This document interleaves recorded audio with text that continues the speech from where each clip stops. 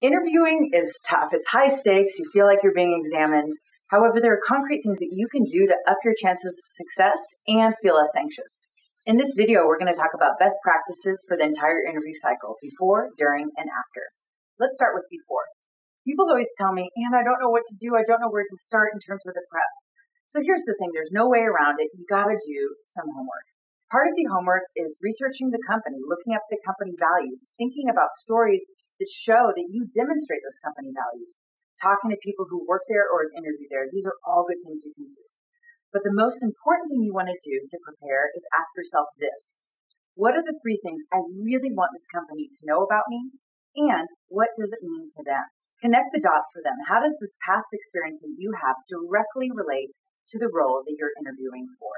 So those are some of the things you want to think about in the weeks and the days leading up. And there are some things you can do right before the interview to get yourself in a good state of mind. Right before you walk in, do some deep breathing. Get positive. Think about all the great things that you have to offer, and also put it into perspective. Realize this person who's interviewing you is just another person, and your life truly does not depend on the outcome of this interview. Also, I suggest putting your cell phone away. You don't need to be taking in new information. Just go zen, get positive. Now let's talk about what you can do during the interview.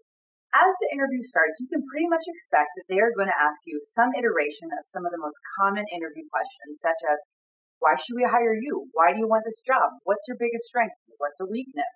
That's never a fun one, but that might happen.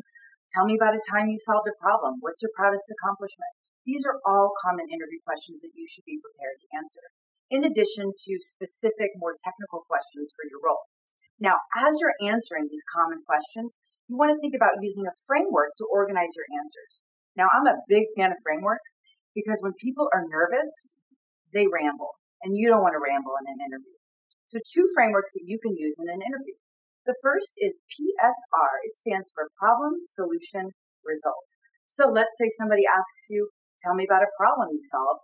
Use that to answer the question. So tell me a problem that you worked on. Well, a common problem that I see in communication coaching is people tend to ramble. So one solution that I use is frameworks. For example, the one we're doing right now, problem, solution, result.